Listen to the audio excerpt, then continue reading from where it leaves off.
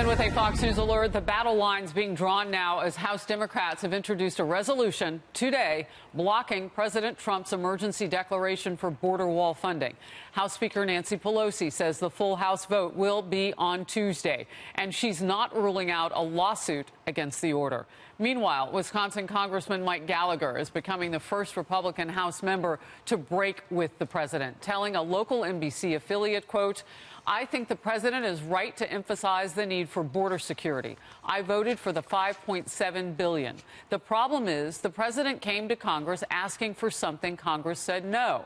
Our system does not then allow the president to say, OK, I'm just going to go do it anyway through some sort of cheat code," end quote.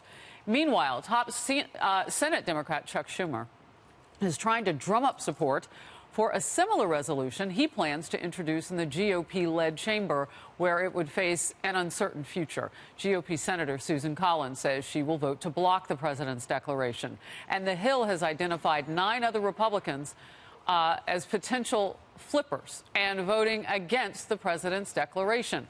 All this setting up a fight that could lead to the president's first ever veto. And that is because, Brian, I don't think any of it gives them a veto-proof majority. Boy. No, they're not going to have a veto-proof majority in the Senate. I do think, though, when I look at the House talking about this resolution, wanting to take back power that's rightfully Congress's, I say, where have you been on that for decades? Yes. You've been giving the executive power for decades to run everything. And by the way, Democrats in the House, you're talking about doing more of that with the Green New Deal. So now you want these constitutional checks and balances? Give me a break. I agree there's an issue there. You're just not the ones who should be making it. No, I thought the exact same thing. I thought, yeah, go ahead and take back your power. And why don't you do some work while you're at it? Because in the past, you have voted in favor of $9 billion in barriers. Now, all of a sudden, you don't want to fund any of it. You're not for one single dollar. And before that, why don't they go ahead and fix the immigration system? I mean, I think all Americans can agree on whatever fault you see with it where it is, that it needs fixing, and they're the ones that haven't done the legislative work in order to fix that. So, yes, take back the power and get to work. Yeah. That is a magic 4-letter word. Work. Work it. Work it out. I think Democrats are actually setting themselves up for a problem here, because you've heard with the president's national emergency declaration, Democrats say, well, then we're going to be able to declare a national emergency on climate change and gun control and all these things. But they're about to go on record saying that the president can't or shouldn't do it and take back the power. So in the future, if a Democrat president decides to do something like this, they've already put themselves on record on a House and Senate vote saying that this is something that the president should be doing in the first place. And the thing is to Melissa's point, and we talked about this yesterday as well, you know, the president, even when it gets to his desk as a veto, he's still not going to have any kind of real legislation to sign when it comes to solving the problem of border security. And he can still look at Congress and go, oh, that's great. I'm glad that you've condemned my national emergency. What are you doing about thousands of people flowing over the border every single week? So, Jessica, before I come to you, let's watch Republican Congressman Nunes reacting to House Democrats' push to block the president's national emergency declaration. I don't think I make much of it. This is just more politics. It's going to be interesting to see if the Democrats actually put the votes on the board. I have a funny feeling that they won't get all of Democrats to vote for it. There'll be a lot who actually do want border security in this country, and you'll get virtually no Republicans. Jessica? Well, Devin Nunes isn't one of our top advisors, and I would say that he's not going to be hired from that soundbite because Democrats will vote against this.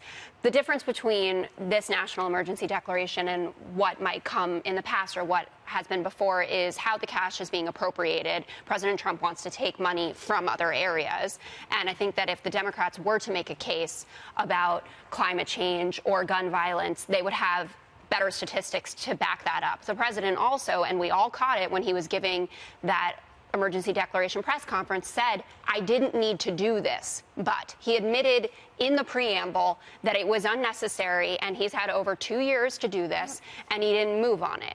So the Democrats have a very strong case here. That's what, is it 16 states that are already suing him about it? There are 16 so far. And they're using his language against him, and for good reason. Brian, first of all, let's just step back, because we haven't really spent much time on what the president said, and those words are still hanging in the air like a thought balloon. What's your thought on it? Well, look, I think it's funny that we're sitting here parsing the president's words so closely and somehow assuming that that's what this thing tips on. The issue tips on, exactly to your point earlier, has anybody in Congress done the work needed to get something done on immigration? And the answer is no. And when you look at Why this didn't Republicans get it done? Because and don't talk to me about a 60 vote majority. I just mean putting something up that they would even put to the floor. You know what I'm trying to say. Well, they didn't get it done last spring because there were midterm elections coming, and Republicans didn't want to take tough votes and fight out a wall with an election coming.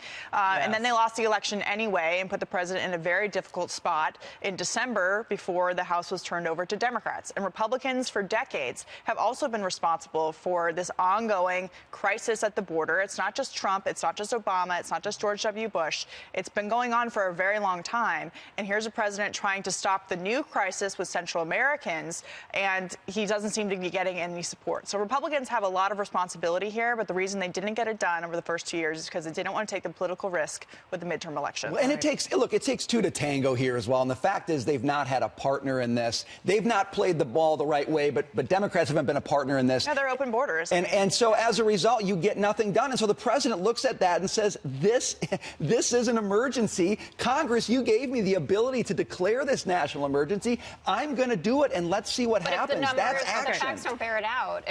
In the meantime, one of President Trump's most vocal critics, Democratic Congressman Adam Schiff, penning an open letter in the Washington Post yesterday urging his Republican colleagues to go public with private concerns they might have with the president, especially his national emergency declaration to build the wall. Writing, quote, "When the president attacked the independence of the Justice Department by intervening in a case in which he is implicated, you did not speak out. When he attacked the press as an enemy of the people, you again were silent. And now he comes for Congress, seeking to strip it of its greatest power, that of the purse, and you have chosen to keep your misgivings and your rising alarm private. That must end. You must speak out." Katie, I love this. Your rising alarm private.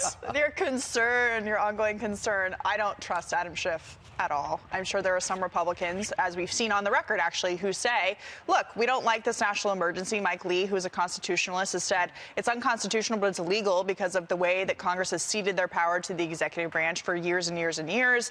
There are Republicans who are publicly saying, look, we don't like the way that the executive branch has been abused. But for Adam Schiff to think that Republicans on Capitol Hill are going to be allies with him after everything that he has done and plans to do, I think that he's hoping for a little too much. Jessica, I always think it's rich when they say, you know, in private, they've bemoaned his lack of decency, character, and integrity. These are politicians.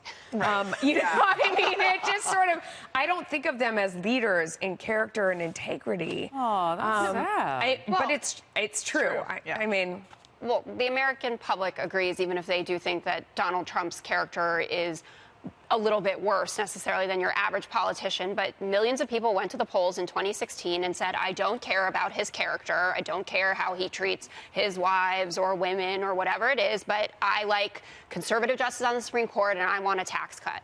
And these people have gotten, the Republicans in Congress have largely gotten an agenda in line with Republican priorities. The national emergency is a bit of an outlier there, but the idea that Adam Schiff is going to be getting them to come out of the wings on this one is rich. But Senate Republicans, I think, are doing their job here. We already have 9 that are saying we're not going for this, which is going to halt it in its tracks. And Brian? There have been a ton of cases where Republicans have come out and said, I don't like what the president's doing, number one. So this is factually incorrect. But number 2, this is the common strategy that Schiff and others like to use. Oh, beneath the surface, there's all sorts of rancor. There's all sorts of discord, and it's just ready to pop. And, man, is it going to be ugly. He's done that for years now, and he's doing it again, assuming that Republicans aren't on board by and large with the president. I don't think the strategy works, but he sticks with it, and it's clearly something that he's doing repeatedly. It's also interesting because, you know, as he says, there's all this grumbling behind the scenes. Maybe there is, because this president is about upsetting the status quo and the swamp and the entrenched interests. And Republicans are just as guilty as Democrats as being part of the swamp and part of the establishment and the entrenched interests that he was set to upset, right? You know, we mentioned earlier that Nancy Pelosi is moving the case for this. It's the big full vote's going to happen on Tuesday. We learned that from a short presser a time ago. And here's what else she said. The promise was Mexico.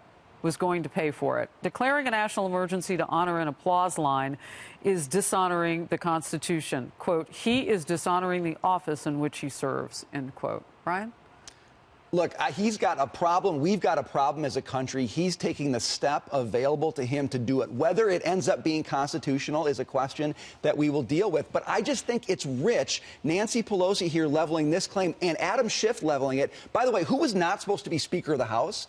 Nancy Pelosi was not supposed to be Speaker of the House because Democrats, the disgruntled Democrats, were supposed to rise up and find new leadership. Where are those hidden voices rising up to make a change? They got hit on the forehead with that virtual gavel she carries. We were promised a wave. No, what we got was a whimper. In conservative media, you were promised that. You got a huge wave, actually, and now we have a new election in North Carolina because the Republican did ballot tampering and all that jazz. So it was absolutely a wave. If you look at the historical trends, it's bigger than what past presidents had gotten, and Nancy Pelosi is the right person to be leading, and that's why 5 or 6 of those that did dissent against her are now on board with her. She's leading because she's very good at tampering down. You're yelling at me.